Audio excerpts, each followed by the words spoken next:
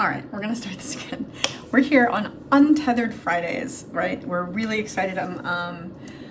We're gonna have a guest today. Her name is Robin Thomas. She is a spiritual teacher and a happiness coach, and she is one crazy happy lady, and I love her to pieces. And I'm taking her chakra class right now, and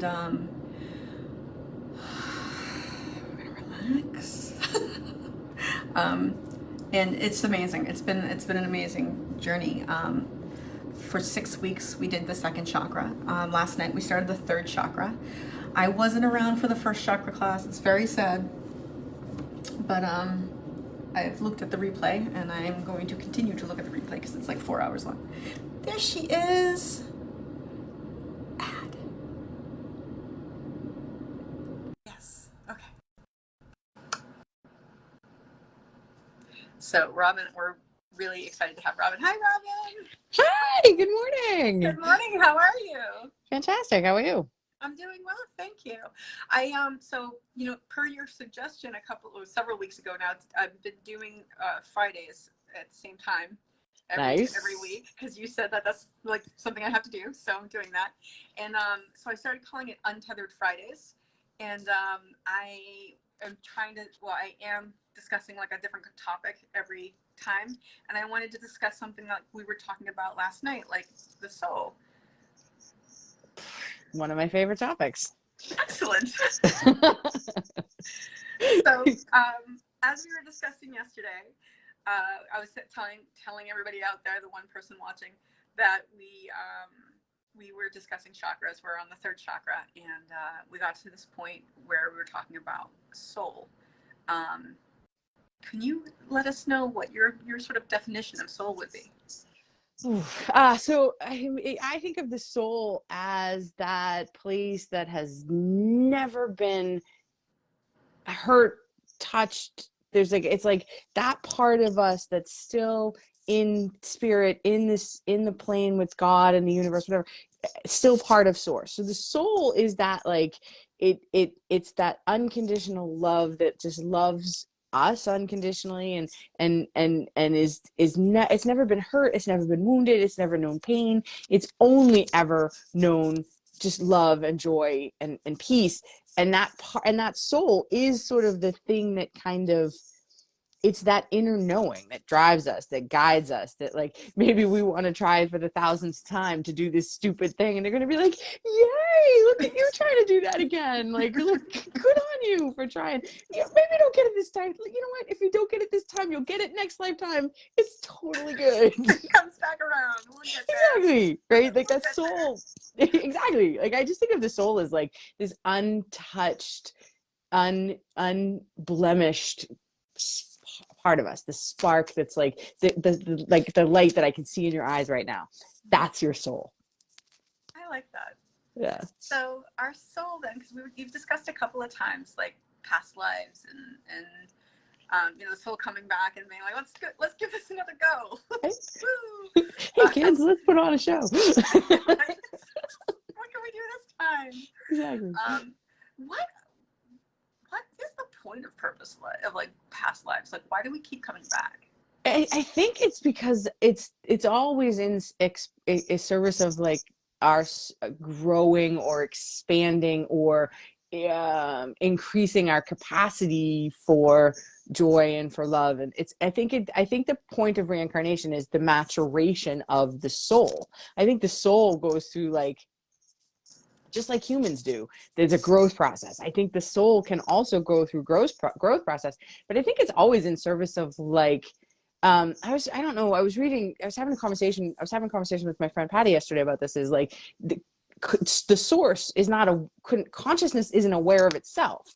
So consciousness created, like, humans and souls so that it can be conscious of where the source can be aware of itself. And I think the point of reincarnation and coming back and doing it again is, like, so that the soul can grow in capacity to learn and grow and understand and be even infinitely more compassionate and infinitely more amazing. I love that. The idea that, like we were discussing yesterday, the soul is the universe made conscious of itself. Like the universe can't be conscious of itself without us. So we're like the crazy conscious part of the universe. That's insane. Yes, Like, and we're all this sort of like, we are in and of ourselves, our own universe, and then we're all part of this big giant universe. It's kind of, it's a sort of that mind-blowing emoji when you think about it. Right? Oh my God! I was walking home from the pond, which we have to go take a walk around sometime soon. As soon as it's not 12 feet of snow. Yeah, sometime when it's not 12 feet of snow. But I was thinking about this, like if I am the universe made conscious of itself, and the universe made me, that means I made myself. I guess sort of, yeah. And Right? I actually think we do that all day long, every day. Like we're constantly creating ourselves, I think. Because I mean, if we get into like I don't want to get into like quantum physics and stuff, but like at the quantum level, that like things don't exist as solid matter. It's all just waves, right? It's only a particle when a moment in time is a particle, right? So we're constantly creating all these particles as moments in time all day long, which is it's kind of why I do what I do, is because like if you're going to consciously create something or unconsciously create it, why not make it the best, most amazing version of you that you can? Because you're constantly creating yourself over and over and over again. That's a really good point. That's so interesting. Yeah, quantum physics, like that's a whole. It's a whole, yeah. I did a whole hour-long conversation. Yeah. I did my master's thesis. I sort of dived a little bit into quantum theory, and I just was like, again, mind blowing. Like, I just am like, what? Oh, what's happening? That's awesome. Another thing we were talking about as far as like soul progression, about last night, I think some people might find a little bit of comfort because of all the things that are happening in the world right now. Just as I said that, my entire body's like. Yeah, I was saying this morning, and that it felt like the energy just feels like a vice. It just feels like we're just like, right? It just feels like we're just like this right now. Yeah. It's so intense and so on edge.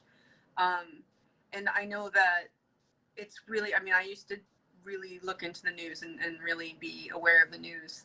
And that hampered me, the amount of time that I spent looking at the news, because while I felt like it was my duty to be informed, and it is, like even now, just knowing a little bit of it, like my stomach is churning thinking about it.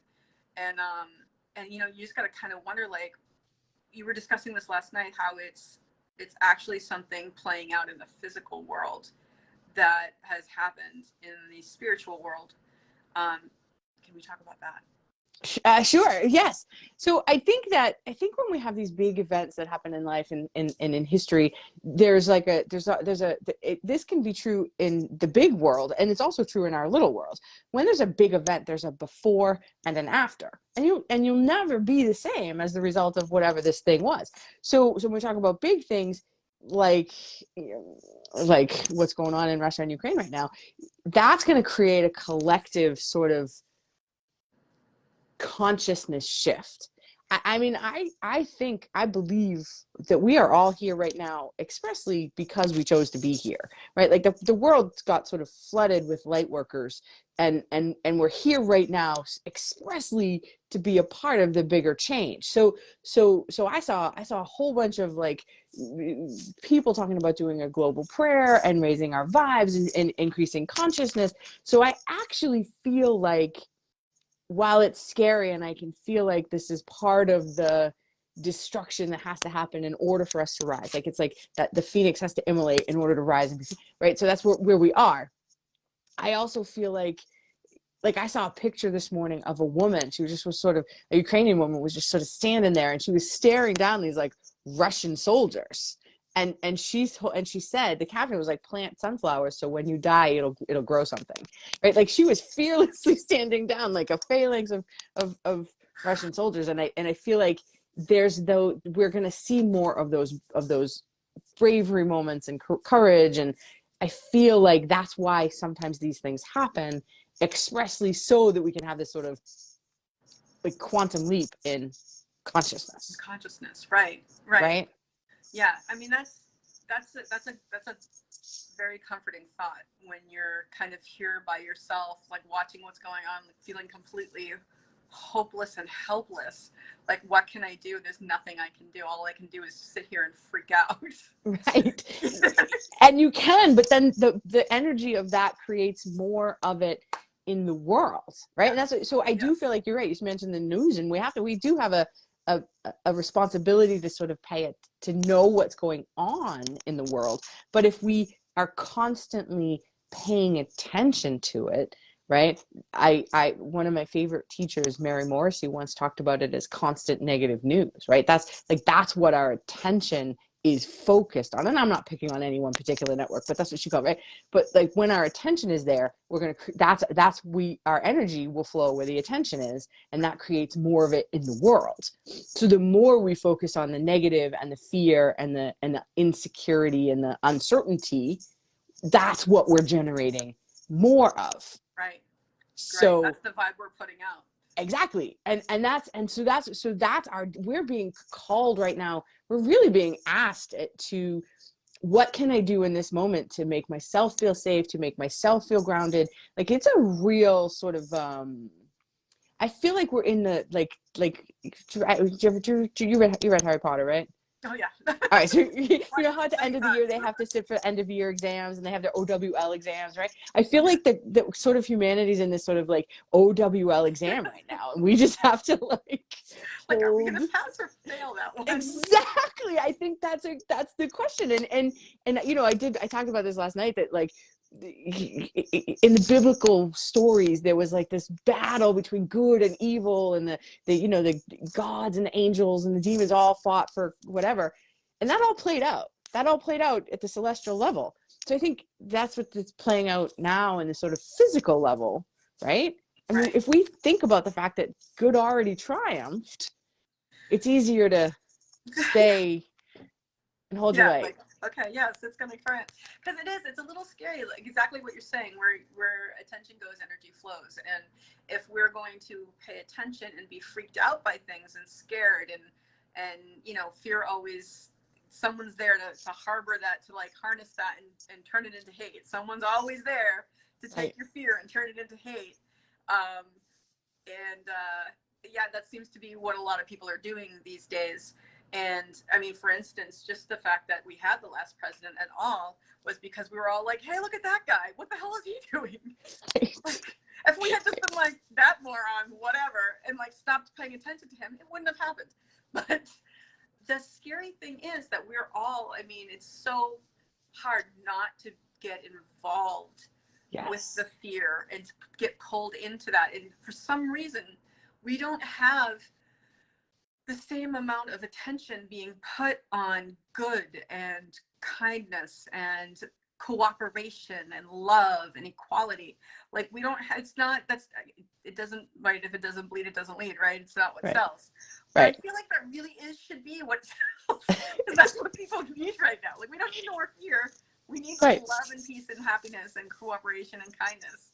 Absolutely. And I think that speaks to where we are as a society. I think that speaks to, like, we're in this place of like the divine feminine is rising, and that means, you know, the toxic masculinity and the toxic femininity have to fall away, right? So I do feel like that's why it feels so just like feels like nothing is stable. It really does feel like the ground is shaking, because there's a deconstruction that has to happen in order to, the universe is only ever in the process of growing, creating, maintaining, or destroying.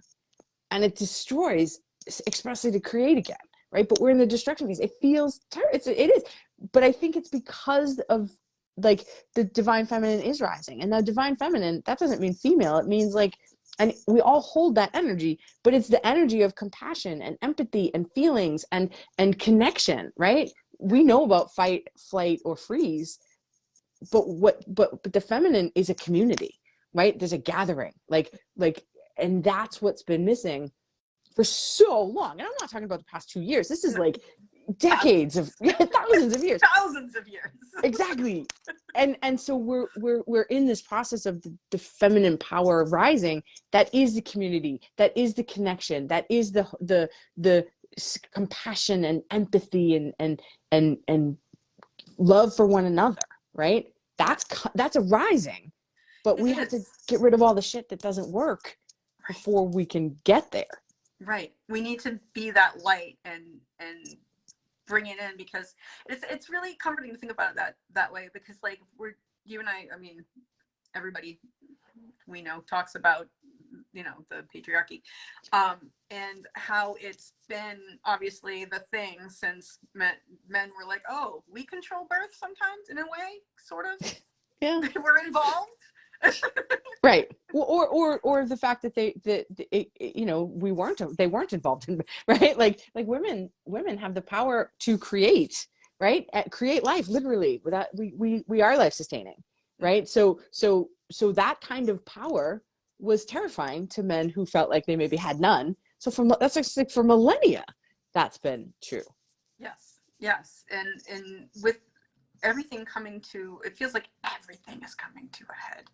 Like is this stuff going to resolve in time for us to save the actual planet? Because it's coming down to it, you know? Right. I hope. I mean, but you know right. what? We're planting seeds that our grandchildren will. I mean, who knows? Will we see it? I don't know. Yeah. I mean, who knows? Mm-hmm. But I think. I mean, these kinds of shifts like this happen long term. Like this isn't like it's going to happen in even a couple of years kind of thing, right? Yeah. But we are planting the trees in the hope.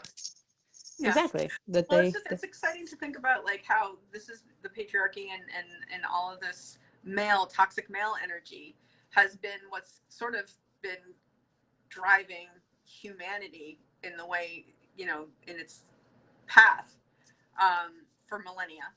And mm-hmm. the idea now that the divine feminine is rising, this rather than having it be fear and anger and greed and taking and pushing and right. all of that, you know, rather than that, we're actually coming potentially to an age where it is about community and sharing and giving and caring right. and lifting up, and that's comforting as well.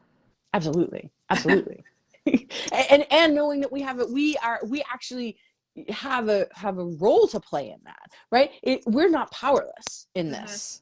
That I really truly believe we're all alive right now expressly so that we can do this, expressly so that we can be ushering this in and birthing it and helping to grow this change, this age of Aquarius, right? I know, like I know my name, that's why we're here. Right? Yeah, absolutely. And we have, like you said, we actually have a responsibility to raise our awareness and raise our energy so that we put that into the world. If we're concerned about all this crap that's going on, and there is a lot of crap going on, the only thing we can do is actually purposely not be that. Right. And shift our focus and be the change we want to see in the world. Right. But I know that's trite, but that's truth. Right. But like the changes is changing our vibration. It's rising our energy, raising our energy. It's putting out peace and love into the world, as trite as that may sound. It's putting those things that are missing out into the world. Like that's our responsibility. If those douchebags over there right, if they're going to behave that way, we have a responsibility to counteract. And the only way to counteract isn't with guns. Right. No. It is with prayer. It is with peace. It is with that internal, you know, I Ho'oponopono. Like I have been saying Ho'oponopono since Wednesday. Just like I love you. I love you. Please forgive me for whatever this is. I'm sorry. Thank you for showing me again. Right. So it's just that like we have like, and it's not about like sometimes I think love and light and it's only love and light and whatever. Like I think there's in the spiritual world, there's even that like sort of fake spirituality of like, oh, love and light, right? Like, which is bullshit, right? Exactly. So I do think we have to sit with the discomfort. Like we have to really sit in the places where we're uncomfortable and Yes. notice the fear and feel it, right? Really feel it, but not dwell in it. Don't get stuck in it. Don't mire yourself in it, in that constant, oh my God, what is going to happen? Oh my God, right? And like stockpiling toilet paper and all the crazy things that we do. But like sit with it. Sit with yourself. Sit with the discomfort until it's no longer uncomfortable. And then you can really radiate your light and be like, I'm here right now and I'm grateful that my home is warm and I'm sending so much infinite love to the people of Kyiv who are gonna stand, they're gonna stand, right? And I'm like, yes, I stand with you in solidarity. But if I'm not comfortable in myself, I'm not sending them anything other than more toxic bullshit. Yes. Yes. Right. That's what we can do to help. Right. It Everybody, really that's is. what we can do to help. Yes. Yeah. Thank you so much for coming on. I know you have to. I could talk to you for like 5 hours, but I know you've got a call. I do. But I have a call at 5. when it's not snowing, we gotta hang out. I love that. All right. Awesome. It was so fun to chat with you this morning. So fun. Have a great day. Okay, you too. Bye. Bye-bye. All right, everybody. Bye. What do I? Oh, I got it. I gotta do finish.